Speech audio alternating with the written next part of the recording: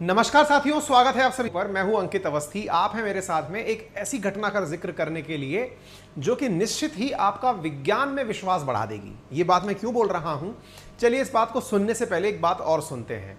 अगर आपसे कभी किसी ने पूछा हो कि आज से पहले कभी क्या डायनासोर धरती पर होते थे, आपका निश्चित ही आंसर होगा, क्योंकि आप इतनी सारी फिल्में, लोगों से चर्चाएं सुन चुके हैं। डायनासोर के अवशेष आज भी मिलते हैं और आप कहेंगे सकारात्मक रूप से कि हाँ। लेकिन अगर कोई आपसे स्वतः ही दूसरा सवाल पूछे कि इस धरती से डायनासोर विलुप्त कैसे हो गए, बहुत सारी थ्योरीज हैं, आइडिया लगाया जाता है कि पता नहीं कोई महामारी आई होगी, कभी भयंकर प्रलय आई होगी। लेकिन जो सबसे ज्यादा स्थापित थ्योरी है वो ये है कि पृथ्वी से आकर के कोई बहुत बड़ा उल्का पिंड आकर टकराया होगा, कोई बहुत बड़ा एस्टेरॉइड आकर टकराया होगा, जिससे जबरदस्त प्रलय मची होगी, बहुत जबरदस्त भूकंप आए होंगे, तेज ज्वालामुखी फटे होंगे, बहुत बड़ी सुनामी आई होगी और जिससे पूरी पृथ्वी पर प्रेजेंट जीवन जाति समाप्त हो गई होगी। तभी संभव है कि इतना विशालकाय दिखने वाला डायनासोर समाप्त हुआ। साथियों, अगर हम नासा की बात भी माने तो नासा का कयास है कि लगभग 37,000 साल में एक बार ऐसा होता है कि पृथ्वी के ऊपर टकराने के लिए कोई बहुत बड़ा एस्टेरॉइड आ सकता है।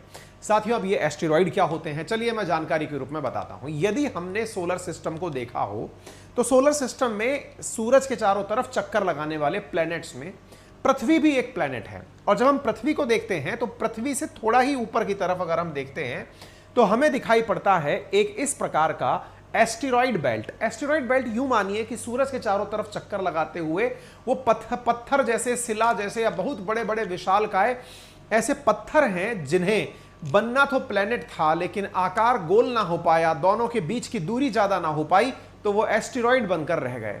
या यूं कह दीजिए कि ये सारे के सारे अगर आईएएस वाईएएस बन गए हैं तो ये वो लोग हैं जो तैयारी में हैं कि हम आईएएस बनेंगे एक दिन। आईएएस का मतलब प्लेनेट की भाषा में होता है जब कोई ग्रह या एस्टेरॉइड गोल हो गया हो, दूसरे ग्रह से उसकी पर्याप्त दूरी हो, तीसरा जिसकी खुद की अपनी ग्रेविटी हो, तब जाकर आप उसे प्लेनेट का दर्जा देते हैं।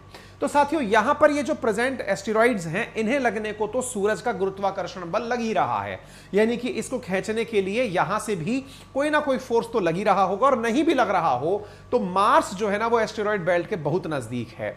और मार्स के वजन से, क्योंकि कहते हैं कि दो मास वाली वस्तुएं जब एक दूसरे के नजदीक होती हैं तो एक दूसरे को आकर्षित करती हैं, उसे ही गुरुत्वाकर्षण कहा जाता है। m1 m2 upon r square के नाम से आप फिजिक्स में पढ़ते भी हैं। तो ये जो मार्स है ना, इसके साथ में लगा हुआ ये एस्टेरॉइड जो है ये इसकी तरफ आकर्षित होता है, लेकिन चूंकि ये तो चक्कर लगा रहा है अर्थ के चारों तरफ, मार्स तो 687 दिन में चक्कर लगा, सूरज के चारों तरफ तो चक्कर लगा देगा। अब ये चक्कर लगाकर इसको अपनी तरफ आकर्षित करता है और खुद आगे निकल लेता है। तो बेचारा जो चक्कर लगाता हुआ एस्टेरॉइड था वो तो इस लालच में कि भाई ये हमारे को बुला रहा है, ये इस तरफ चल पड़ता है और मार्स आगे निकल लेता है। तो इस प्रकार की जो घटनाएं होती हैं वो आगे चल करके और दूसरे ग्रहों पर जाकर टकराने पहुंच जाती हैं। ऐसे ही मान लीजिए एस्टेरॉइड को बुलाया मार्स ने था, लेकिन मार्स तो आगे निकल लिया और एस्टेरॉइड जाकर अर्थ पर चल दिया, अर्थ के आगे वीनस पर चल दिया। और यही कारण है कि इस पूरे क्षेत्र में बड़ी मात्रा के अंदर एस्टेरॉइड्स पाए जाते हैं। उम्मीद है कि आपको यह बात समझ में आए। इन्हें क्षुद्र ग्रह के नाम से भी जानते हैं। और जब ये आते हैं तो पृथ्वी के क्षेत्र में आते ही, पृथ्वी के वायुमंडल के प्रभाव में आते ही वायु के साथ होने वाले घर्षण से इनमें आग लग जाती है और ये नष्ट हो जाते हैं। कहने का मतलब ये है कि एस्टेरॉइड्स का आना पृथ्वी की तरफ एक सामान्य प्रक्रिया है और बहुत सारे एस्टेरॉइड्स पृथ्वी के वायुमंडल में आने से पहले ही समाप्त हो जाते हैं। लेकिन अगर कोई एस्टेरॉइड इतना बड़ा आ रहा हो जो कि स्टैच्यू ऑफ लिबर्टी जितना बड़ा हो या फिर एफिल टावर से भी बड़ा हो, तो ऐसी स्थिति में उनका आग लग के नष्ट हो जाना बड़ा मुसीबत हो सकता है। और सोचिए कि कोई बहुत बड़ा एस्टेरॉइड पृथ्वी की तरफ आ रहा हो जिसका कि कॉलिजन आप बचा ही नहीं सकते, तो यह निश्चित ही चिंता का विषय है। और अगर नासा की बात माने तो हर 37 से 38 साल के अंदर ऐसा होता है, 38,000 साल के अंदर इसी प्रकार से जब नष्ट हुए थे। कौन नष्ट हुए थे? डायनासोर नष्ट हुए थे। तो अब नासा ने 24 नवंबर 2021 को स्पेस एक्स, जो कि एलन मस्क की कंपनी है, उसके रॉकेट फाल्कन 9 की मदद से अंतरिक्ष में, स्पेस में एक मिशन भेजा। उसका नाम रखा गया डार्ट मिशन। यह डार्ट मिशन इसलिए भेजा गया था क्योंकि अर्थ की तरफ एक ऐसा ही एस्टेरॉइड आ रहा है।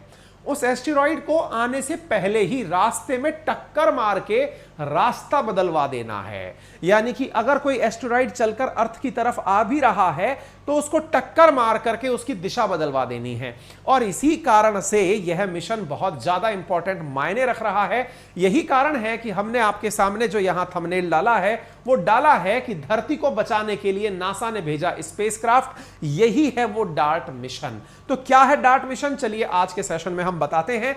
नासा ने 500 किलोग्राम वजन का एक ऐसा अपने द्वारा स्पेसक्राफ्ट अंतरिक्ष में भेजा है जो कि मीटियोर्स की वजह से जाकर के टकराएगा, मीटियोर्स के साथ टकराएगा और उनकी दिशाओं को बदल देगा। तो आप यहां पर देख सकते हैं डार्ट मिशन जो है वो 27 सितंबर को टकराएगा एक ऐसे ही आते हुए मीटियोर्स एक एस्टेरॉइड से टकराएगा। और मैं इंपॉर्टेंट बात यह बता दूं कि नासा इस पूरी घटना को लाइव करेगा, जो कि कुछ इस प्रकार से अपेक्षित है कि यह जाता हुआ डार्ट मिशन इससे टकराएगा और टकराने के बाद में इसकी दिशा बदल देगा, अर्थ पर आने से इसको रोक देगा। तो नासा $330 मिलियन खर्च कर रहा है इसको रास्ता बदलने के लिए। आप सभी लोग अचानक से इसके लिए कृतार्थ हो जाएंगे, ऑब्लाइज्ड फील करने लगेंगे, थैंक गॉड नासा आपने हमें बचा लिया। वास्तविकता यह है कि ये जो जिसके ऊपर फेंका जा रहा है ये 500 किलोग्राम का जाकर स्पेसक्राफ्ट टकराएगा जो उसका रास्ता बदल देगा, असल में वो एस्टेरॉइड अर्थ पर आ भी नहीं रहा था। ये तो केवल इसके साथ ट्राई मार के देख रहे हैं कि क्या हम ऐसी टक्कर करा के जो कि लगभग 24,000 किलोमीटर प्रति घंटे की रफ्तार से टक्कर मारेंगे 500 किलोग्राम के स्पेसक्राफ्ट की, तो क्या एस्टेरॉइड का रास्ता बदला जा सकता है, इसका ट्रायल मानने के लिए ये इस प्रकार से अपना स्पेसक्राफ्ट भेज रहे हैं। उम्मीद है कि आपको अब ये बात प्रॉपर तरीके से समझ में आ गई होगी कि कहानी है क्या, ठीक है ना। तो ये हो क्या रहा है मैंने आपको बता दिया। डार्ट का मतलब हुआ डबल एस्टेरॉइड डायरेक्शन टेस्ट। अब ये डबल एस्टेरॉइड क्यों बोला गया है, चलिए मैं अब आपको इसके बारे में भी थोड़ी सी जानकारी दे देता हूं। 27 सितंबर को सुबह 3:30 पर आप नासा टीवी पर देख सकते हैं। बाकायदा हम इसके ऊपर एक सेशन भी आप लोगों के लिए लेकर आ जाएंगे जिसके माध्यम से आप देख पाएंगे, ठीक है साहब। चलिए अब मैं आपको एक जानकारी देता हूं। असल में क्या आ रहा है, ये जो एस्टेरॉइड आ रहा है ना अर्थ की तरफ, या फिर ये समझिए कि अर्थ की तरफ ही समझकर चलिए फिलहाल के लिए, तो ये जब आ रहा है ना तो असल में क्या है कि ये अपने साथ साथ अपना चंद्रमा भी लेकर आ रहा है। चंद्रमा का मतलब हुआ जैसे अर्थ के चारों तरफ चंद्रमा चक्कर लगाता है एज एन सैटेलाइट, ऐसे ही यहां पर डिडिमॉस के चारों तरफ चक्कर लगा रहा है डिमॉर्फोस। डिडिमॉस और डिमॉर्फोस को आप इस प्रकार से देख सकते हैं। मैं आपके लिए कुछ तस्वीरें भी लेकर आने की कोशिश किया था, कुछ इस प्रकार से समझ लीजिए कि डिडिमॉस है और ये डिमॉर्फोस है। तो डिडिमॉस और डिमॉर्फोस दोनों एक साथ हैं। डिडिमॉस के चारों तरफ डिमॉर्फोस चक्कर लगा रहा है, तो डार्ट जो है ना ये डिमॉर्फोस के साथ में जाकर के टक्कर खाएगा और इसका रास्ता बदलेगा। मतलब ये हुआ कि इस पूरी प्रक्रिया के अंदर डिडिमॉस और इसके सैटेलाइट जिसका नाम डिमॉर्फोस है उसके साथ में टक्कर होगी और डिमॉर्फोस का रास्ता बदल दिया जाएगा। डिमॉर्फोस 11 घंटे 55 मिनट में डिडिमॉस के चक्कर लगाता है। तो ये डिडिमॉस जो है ना जिसके चक्कर लगा मतलब डिडिमॉस जो है ये 2560 फीट का है और डिमॉर्फोस 525 फीट का है। तो ये जो 525 फीट का है ना इसके साथ जाकर के टक्कर होगी। इस पूरी प्रक्रिया के अंदर यही बताया जा रहा है। तो डार्ट के अंदर क्या किया जा रहा है, काइनेटिक इंपैक्ट टेक्नोलॉजी का उपयोग किया जा रहा है। काइनेटिक इंपैक्ट का मतलब हुआ गतिज रूप से, यानी गति के साथ में इंपैक्ट देकर के टक्कर को कराया जा रहा है। ये जो गति है ना ये 24,000 किलोमीटर प्रति घंटे रफ्तार को मानी गई है। यह मिशन कब लॉन्च हुआ था, तो मैंने आपसे कहा 24 नवंबर 2021 में लॉन्च हुआ था। तब से यह अंतरिक्ष में तैर रहा है और इसके चारों तरफ रैकी कर रहा है। आप पूछेंगे नासा वाले पागल हो गए क्या जो इस प्रकार का काम कर रहे हैं? जी नहीं, वो एक प्रकार से एक बार ट्रायल लेकर देख रहे हैं कि क्या यह कार्यक्रम कामयाब है। अगर कामयाब है तो भविष्य में पृथ्वी को बचाया जा सकेगा। यही कारण है कि आप इस न्यूज को देख रहे हैं कि स्पेसएक्स लॉन्चिंग स्पेसक्राफ्ट, ये लास्ट ईयर की न्यूज है।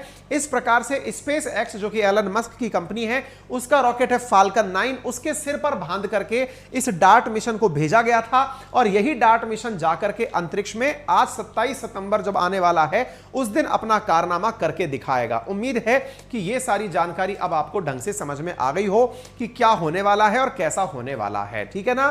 तो आप इसको याद रख लीजिएगा, पहला प्लेनेटरी डिफेंस मिशन है।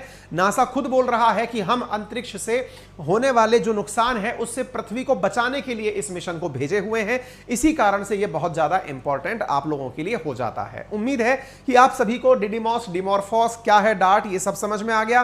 काइनेटिक टेक्नोलॉजी के बारे में पता चल गया। अब इसके बाद में मैं केवल यही कह सकता हूं कि जिस दिन यह घटना हो जाएगी उस दिन भी मैं आपको कोई ना कोई वीडियो के माध्यम माध्यम से इस जानकारी को साझा कर दूंगा। ये डिमॉर्फोस कितने बड़े आकार का है, तो स्टैच्यू ऑफ लिबर्टी के आकार का है, और जो डिडिमॉस है वो बुर्ज खलीफा के आकार का है। बुर्ज खलीफा के आकार के ऊपर टक्कर नहीं हो रही है, स्टैच्यू ऑफ लिबर्टी वाले आकार पर टक्कर हो रही है। उसका रास्ता बदलने का प्रयास किया जा रहा है। फिलहाल पृथ्वी पर वो नहीं आ रहा था, प्रयास करके इस रास्ते के ऊपर एक बार इसको अपना करके देखा जा रहा है। ठीक है साहब, तो उम्मीद है सभी साथियों को ये जानकारी अच्छे से समझ में आ गई होगी। अगर जानकारी समझ में आई हो तो इसे ज्यादा से ज्यादा शेयर करिएगा, लाइक करिएगा, चैनल पर नए हैं तो सब्सक्राइब कर लीजिएगा। इस कंटेंट की पीडीएफ को हम अपने टेलीग्राम चैनल अंकित अवस्थी सर, जो कि एक वेरीफाइड टेलीग्राम अकाउंट है, वहां पर आपके साथ में साझा कर देंगे। इसके साथ साथ मेरा रेफरल कोड अंकित 10 यूज करके आप पा सकते हैं अनअकैडमी पर 10% discount on all type of subscriptions. UPSC category के अंदर बेहतरीन कोर्सेज, बाइलैंग्वेज कोर्सेज, हिंदी और इंग्लिश माध्यम में बहुत सारे ऑप्शंस जो है ना, ऑप्शनल के भी ऑप्शंस के साथ में आपको कोर्सेज अवेलेबल हैं, आप उन्हें एक्सेस कर सकते हैं। हाल ही में 15 सितंबर से 4 नए बैच शुरू हुए हैं।